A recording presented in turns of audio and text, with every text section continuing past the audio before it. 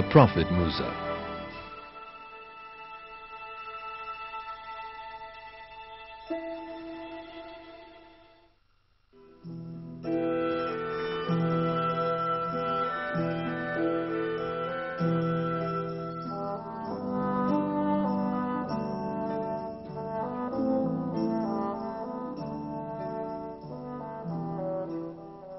The River Nile. Egypt, with its 3,000 years of history, is one of the oldest civilizations in the world and was founded on the banks of the Nile in the region then known as Lower Egypt. Based on a territory stretching from the Nile Delta towards the south, Egypt became one of the wealthiest and most powerful states of the time.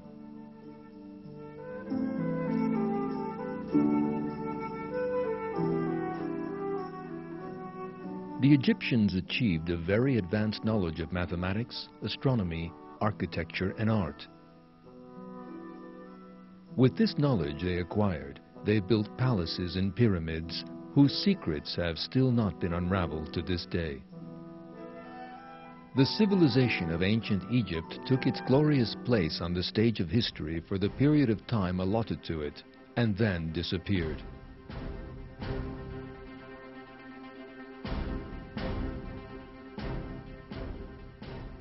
Ancient Egypt, which seems so civilized on the surface, was in fact an order built on the blood and tears of innocent people. Indeed, God describes ancient Egypt in the Qur'an as a clear example of a system of denial. In one verse of the Qur'an, one of the cruel rulers of Egypt, Pharaoh, declares his own divinity in his own words.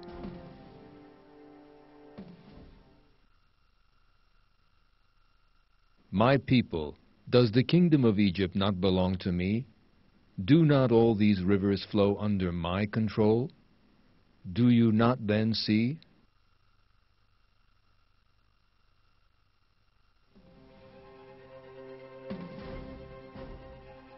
The people of Egypt worshipped idols they made with their own hands and hoped for blessings from these statues.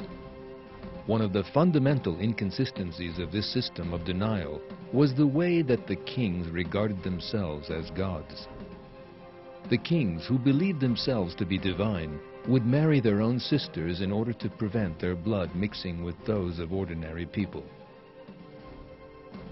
They would have the divine decrees they issued in the light of their own earthly passions and desires imposed on those around them and eliminated anyone who opposed their rule. These kings were the pharaohs who ruled the Egyptian civilization for hundreds of years. So great was the power of the pharaohs over the people of Egypt that everyone submitted to them. These kings were the rulers, owners, and administrators of the whole state, the territories of the country, and the Nile. All forms of production in the country were kept under tight control and offered to the pharaoh. Pharaoh, in turn, made most unjust use of these in favor of the social class closest to him. Those not of the people of Egypt had no right to life or speech. As a result of the injustice which stemmed from the pharaoh's power and capricious rule, the non-Egyptian slaves bore the brunt of the oppression.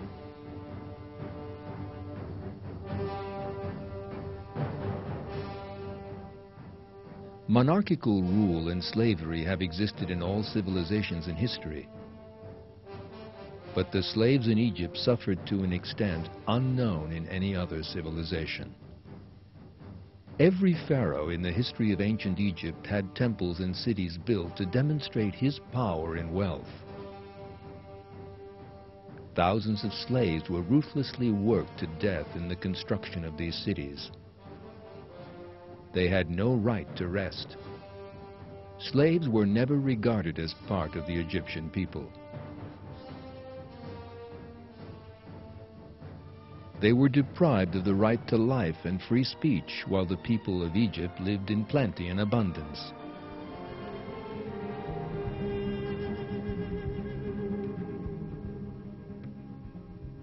This slave class were the children of Israel, descended from the line of the Prophet Ibrahim.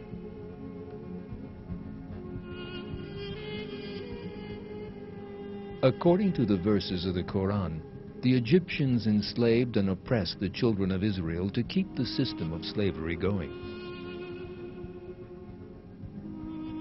The oppression of the children of Israel had reached such levels that even their numbers were controlled.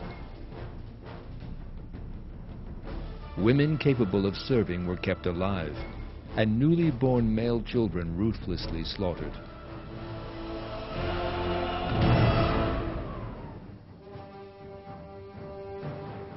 God describes the situation in one verse addressed to the children of Israel.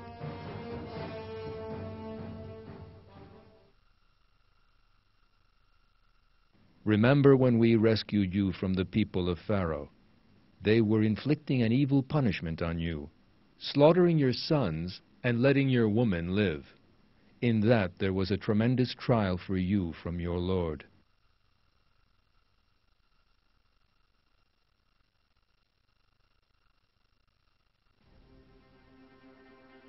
It was in such an environment that God sent a messenger who would do away with this oppression and cruelty, warn people to turn to the true path, and free the children of Israel from slavery.